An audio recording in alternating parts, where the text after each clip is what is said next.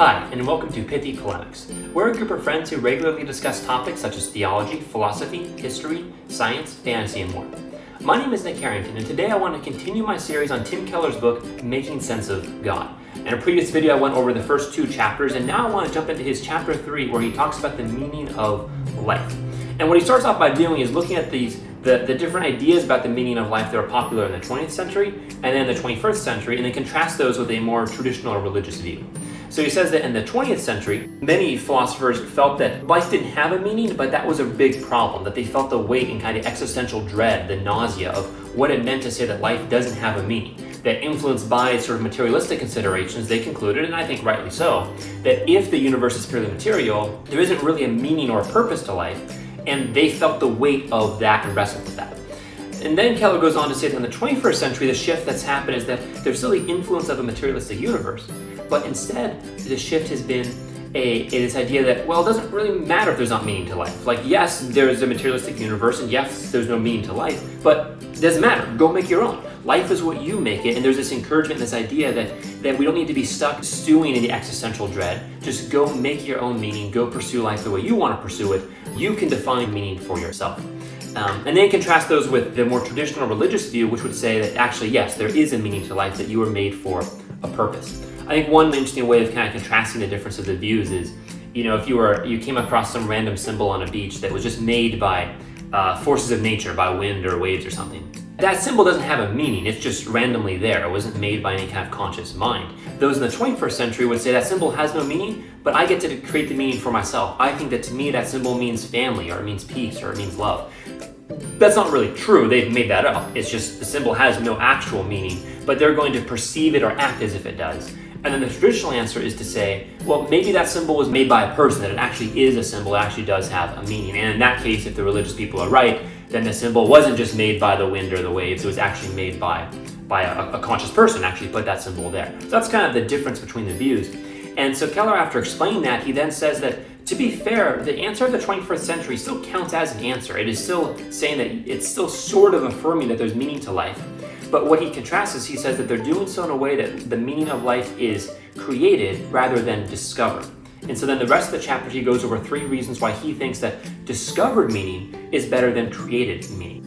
And the reasons that he gives is that discovered meaning is more rational, it is more communal, and it is more durable. So on the idea of it being more rational, that relates to what I just talked about. The idea that while you can see a random symbol and you can say it has a meaning, you're not really right. You're kind of just fooling yourself.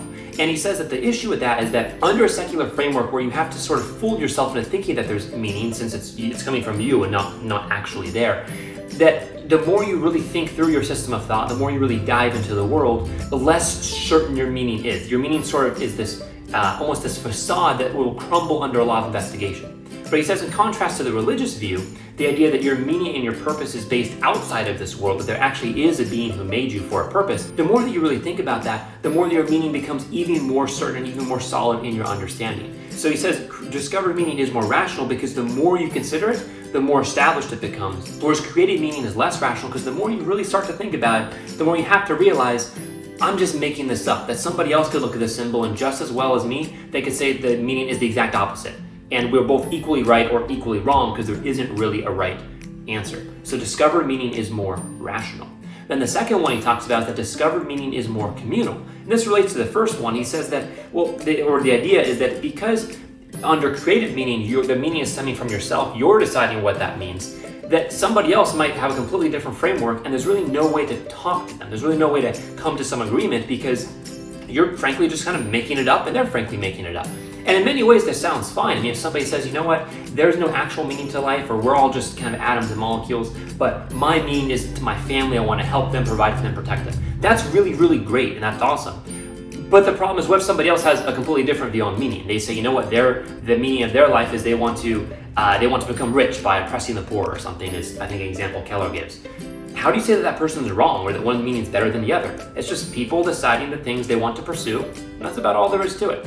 And it's hard to have a community built around that because there's no common idea, there's no objectivity, there's just people all doing what they would like to do. Whereas under discovered meaning, there actually is a right and wrong answer. that, back to my example before, if you find some symbol made by a person, there is an answer to what the symbol means. Maybe we don't know it, but there's an actual answer, and we can maybe seek to uncover that answer. And if we all agree on a particular answer, if we maybe discover the truth, then we can have some kind of community built around that common understanding, because we're speaking about something that's outside of ourselves, so we can all unite around it, as opposed to simply speaking about our own feelings and then leading to fracture, society being more fractured as everybody feels what they want to feel and pursues what they want to pursue. And finally, his last argument is that discovered meaning is more durable. And by this, he says that if you're creating your own meaning, then especially if you're coming from a materialistic framework, you're probably going to find your meaning in something that's in the world, maybe in your own health, maybe in your family, maybe in a political goal or something else. He says the problem with that is that that's something that could be taken from you. You could get sick, a loved one could die, your political goals might not be realized.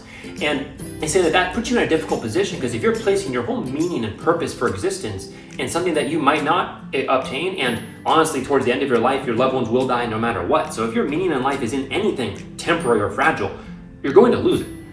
Whereas he says that on the contrary, if your meaning in life is found in something that's more durable or more external, if it's found in the idea that there's a God who made you and cares about you, well, then that gives you a much better framework, or a much more durable framework, because that can't be taken. So he gives examples of people in concentration camps and really looking death in the face and dealing with the weight of human evil, and said that the folks that had a meaning in life that was outside of this world, their suffering would drive them even deeper into their meaning, even deeper into what they really think life is all about, into clinging to the things that are actually good and true. Whereas if individuals found their meaning in their family or in their life, they would have really no other option but to be in despair, that their one shot at happiness, their one shot at meaning, was taken by the forces of evil at work in this world. And so that's kind of how Keller leaves it. He gives those three reasons why he feels that a discovered meaning is more rational, is more communal, and more durable than created meaning. So that's it for chapter 3 and Keller's discussion on the meaning of life. One thing I wanted to point out, though, is that I think in many different parts of this chapter, he is sometimes speaking, giving reasons why he thinks discovered meaning is actually more correct, like it's actually more true.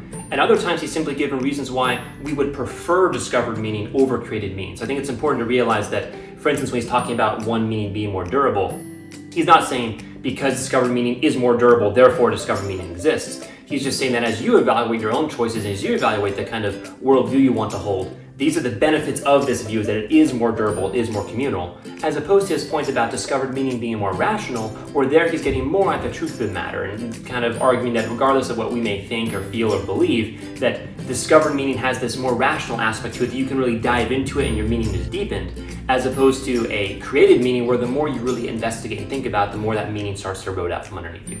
Well, that's all I have for chapter 3. Feel free to leave a comment below if you find any of this interesting or want to dialogue more about some of these topics, and I'll see you next time.